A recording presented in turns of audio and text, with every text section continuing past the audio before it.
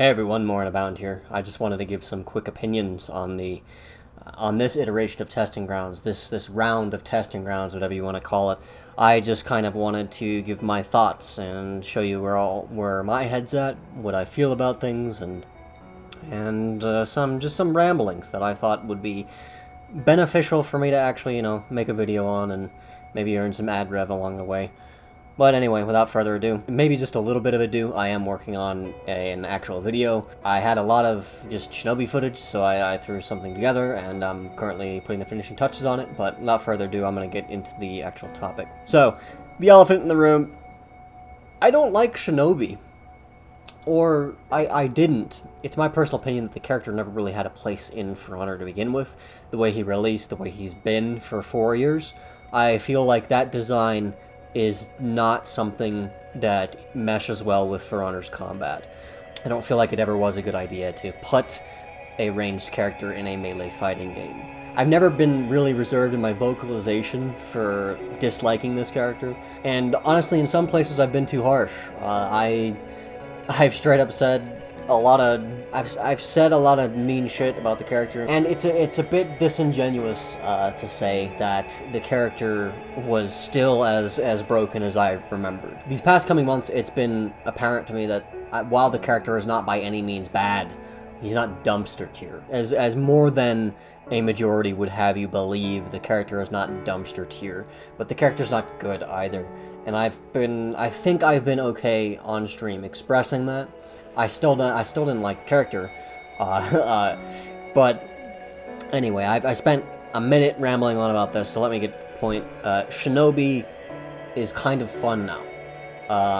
I never thought I would ever say that, because I never thought I would say that. With that preface that I just gave you guys, I really never thought that I would be saying Shinobi is fun.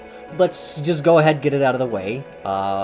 The wall splat off of the ranged heavy is pretty cancer, and I do not think that will be staying in the game. It better not be. The wall splat off ranged heavy is far too much, far too rewarding for how many right angles and corners there are in this game to get locked into. It's just not at all fun to fight. When you're mirroring another Shinobi, it's who gets a wallbang first. It's not fun at all. I don't think anyone has fun fighting that type of thing. It wasn't fun in Season 2 when Sent had infinite wallbang combos, and it's not fun now. I don't understand. I mean, here's my theory for what's actually happened here. In coding, I believe they copied one of Shinobi's moves being a front kick. He does like a little front roll, and then, like, I apologize, I didn't play the character, and you can probably tell some Shinobi players are probably going to be cringing hearing me talk about this, but there's a certain kick that Shinobi did that wall splatted. I think it was off a front roll. I'm not exactly sure. I may be even misremembering, but because, again, I don't play the character. All I know is that I think they copied the properties of that kick and put it in the middle of his chain for the ranged heavy in his chain, and just gave it the same properties without thinking that, oh fuck, this might still have a wall splat, and now it might have infinite potential combo because roll forward into Sickle Rain. Yeah, it's a bit of a problem. But enough rambling about the problems. Moron, what do you actually think about the kit? I think it's a little bit interesting how they sort of narrowed down on an aspect of the character and said they basically wanted to revolve around this aspect. I wouldn't have guessed it to be Sickle Rain. I don't particularly like Sickle Rain, and I think it being accessible off guard break is a bit much, and also detrimental in team fights. Because if you think about it, if you're doing this long drawn out animation when you're in a 1vx, or in a 2vx, or whatever, if you think about it, you're just locking yourself into an animation you get hit out of. I think that Sickle Rain shouldn't be accessible off guard break. It does a little bit too much damage right now overall. That's my main complaint. Transitioning from Shinobi into a general complaint about the testing rounds.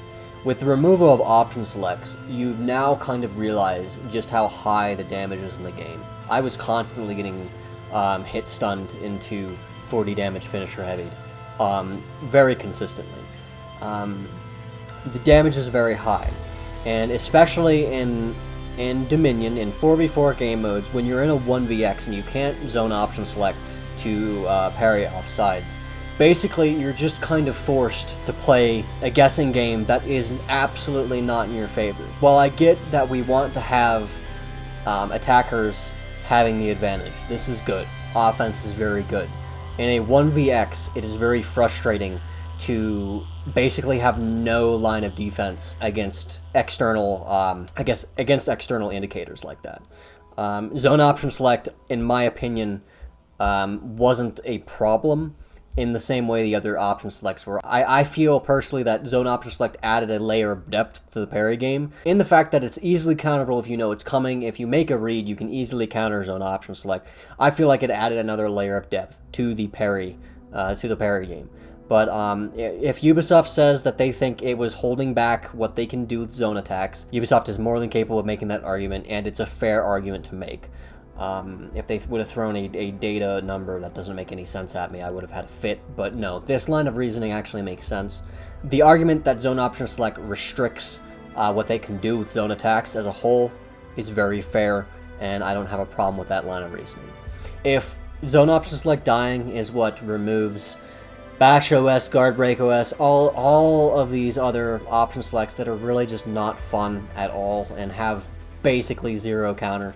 I know I'm exaggerating here, comp players, please don't jump down my throat. I'm fine with it. That being said, let me loop back to my overall point. Damage is still way too high. It is very high. Orochi does not need 32 damage finisher heavies. He does not need a 40 damage deflect with slip through. No one needs this type of damage. This becomes very apparent when I'm playing Shinobi. I think Shinobi's health matters now more than it ever has, because now you're actually getting hit. Before, Shinobi was able to kind of kite around, and it was very hard to hit him, so his health pool didn't really matter as much because you could never catch the little fucker. Now, on the other hand, we have Shinobi with decreased movement and a 110 health pool getting tapped by 40 damage attacks all the time, and it's just not fun. Getting hit stunned and Jumanji'd to death is not fun. I've seen suggestions float around where if you have revenge tags on you, and if you're building revenge, you should get a stacking damage reduction. And I think that's an interesting idea that would sort of solve the damage problem. But as a whole, damage is still way too high, and that's become very prevalent and very apparent in this TG. Moron, what about the Raider rework? Yeah. Raider needs more. There's really nothing else to be said. The removal of variably timed storming tap, it's still the stupidest fucking name in this game. The removal of variably timed storming tap hurts the character's kit.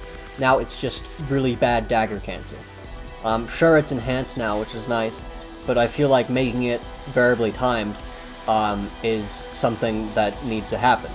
The hyper armor now is worse than Griffin's chain armor, which is saying something. It's honestly disgusting, what they did with his chain hyper armor. You can't even trade with dodge attacks now. It's bad. I know that they did it so that you couldn't absorb a hit and then feint to GB, but there's got to be a happy medium in there somewhere where you can start your hyper armor and trade with a dodge attack and not armor and feint GB and get the GB confirmed. There's got to be something that they can do about that. Render's changes are very underwhelming. I was expecting them to do more. I don't know why they're so scared of this hero. I think it's the same thing with Berserker.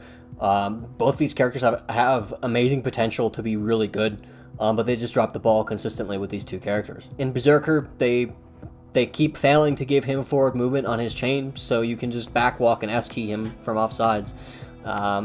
They haven't touched his stamina pool, and Berserker really needs some stamina help. As for Raider, they just are not doing enough with him, in my opinion. This character has the potential to be very interesting and very offensively viable, but it's just they're not taking that extra step, and I feel like they're afraid of doing it because of what the community did when Raider was viable for half a season. As for Orochi, my damage complaints in this iteration of TG are 90% Orochi. This character has no reason to have 20 damage, 300 MS indicator, multi-directional, undodgeable attacks. It's a bit much. When you're being forced to make a read with 3 directions that are all undodgeable, and you make a wrong read, you should not be eating 20 damage. And that's just base without slip through and the follow-up light, by the way. He gets 4 damage from a follow-up light, and it in total, with slip through, you are going to be you're going to be eating about 28 damage. And that's just way too much. I don't think I have to say that. 28 damage is way too much for an omnidirectional, undodgeable, 300 ms indicator attack. I'm glad the attack is viable. I'm glad the attack is very quick and it forces you to make a read. Don't get me wrong there. I don't want to be misquoted. I am glad this move has the potential to be actually good. That being said, it does not need to be dealing 28 damage in Dominion. It's too much. It is way too much. 40 damage deflect. Too much. You do not need a... If I remember correctly, it's like 32 damage for the deflect with slip through and then 6 for the follow-up light. I can't remember the exact numbers. Apologies, my brain is addled, and it's late. It's like 3 a.m. when I'm recording this, so I apologize.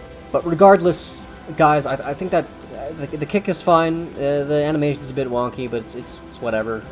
I also think Orochi's dodge lights being counted as heavy parries now is a bit of a weird misstep. I don't particularly like that.